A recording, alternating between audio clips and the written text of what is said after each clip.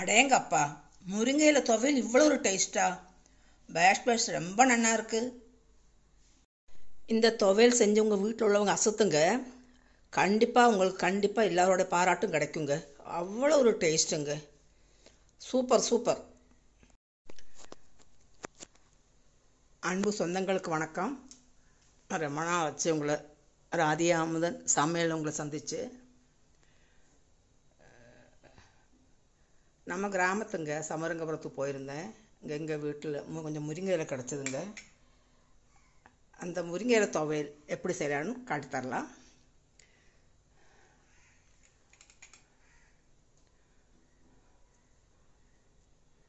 ஒரு துண்டு காயம் போட்டிருக்கேன். கடலைப்பருப்பு கொஞ்சம், உளுந்து பருப்பு கொஞ்சம் போட்டிருக்கேன்.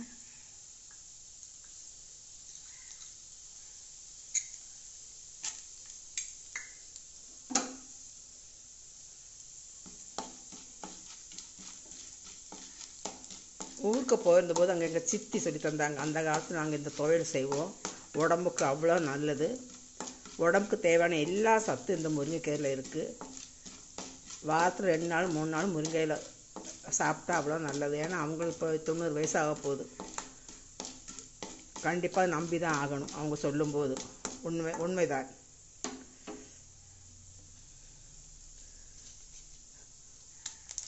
மூணு காஞ்ச மிளகா போட்டிருக்கேன். 2 பச்சை மிளகா கீறு போட்டிருக்கேன், இல்லைன்னா வெடிக்கும்.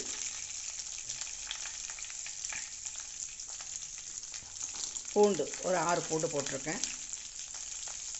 சின்ன வெங்காயம் ஒரு 5 வெங்காயம் கட் பண்ணி போட்டிருக்கேன்.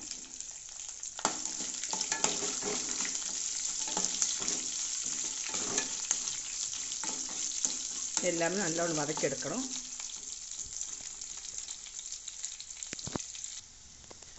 நான் ஃபஸ்ட்டு கடாயில் 3 கரண்டி நல்லெண்ணெய் ஊற்றிருந்தேன். அது சொல்ல விட்டு போச்சு. கடலைப்பருப்பு உளுந்தப்பருப்பு நல்லா வறுத்தாச்சு. கழுவி வச்சுருக்கேன் முருங்கையில்.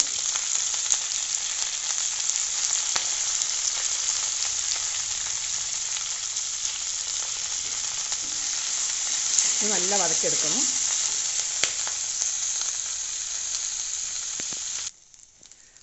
முருங்கையில் நல்லா வதங்கியாச்சு. அதில் காம்புடி தேங்காய் போடுறேன்.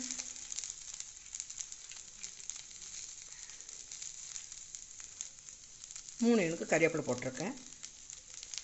3 விதை புளி போட்டிருக்கேன். புளி அதிகமாக விரும்புகிறவங்க கொஞ்சம் அதிகமாக போட்டுக்கலாம். சிறிதளவு உப்பு போட்டிருக்கேன். இதுவும் அரைச்சப்புறம் தேவைப்பட்டால் கொஞ்சம் கூட புளியோ உப்போ நம்ம சேர்த்துக்கலாம். இது நல்லா வறுத்துருக்கணும்.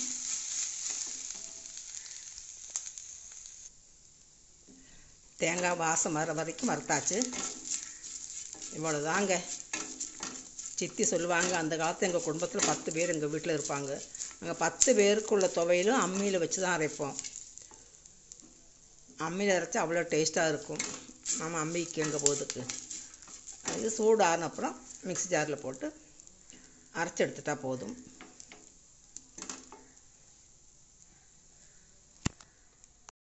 முருங்கை துவையல் அரைச்சாச்சு. நல்ல மாதிரி அரைப்பட்டுருக்கு. இதில் ஒரு கரண்டி நல்லெண்ணெய் ஊற்றிருக்கேன். ஃபஸ்ட்டு 3 கரண்டி ஊற்றிருக்கேன் இல்லையா, ஒரு கரண்டி போதும். கடுகு தாளிக்கிறதுக்கு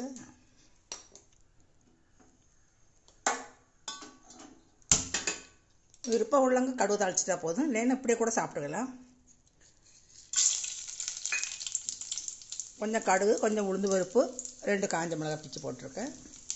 இந்த கறிவேப்பிலையும் போடுறேன்.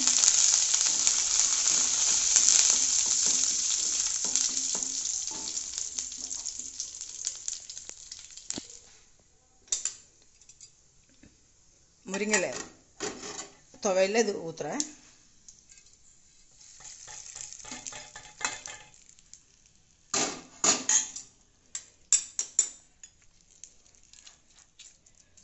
அருமையான சுவையான முருங்கையில துவையல் ரெடி ஆச்சுங்க.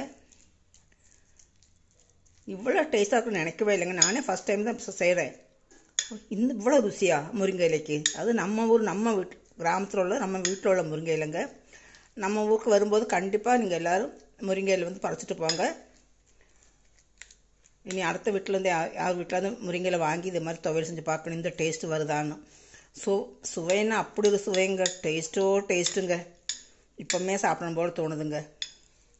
எவ்வளோ சத்து நிறைஞ்சிருக்கு தெரியுமா? என்ன சாதத்தில் இந்த துவையல் போட்டு மேலே கொஞ்சம் நெய் ஊற்றி சாப்பிட்டு பாருங்கள், தேனாமிரதமாக இருக்குங்க. இட்லி, தோசை, சப்பாத்தி எல்லாத்துக்குமே இந்த துவையல் ரொம்ப மேட்சுங்க. செஞ்சு பார்த்துட்டு சாப்பிட்டுட்டு கமெண்ட் பாக்ஸில் கமெண்ட் போடுங்கம்மா, ஷேர் பண்ணுங்கம்மா, சப்ஸ்கிரைப் செய்யுங்க, லைக் செய்யுங்கம்மா. ஸ்கிப் பண்ணாமல் பார்த்ததுக்கு லவ் யூம்மா.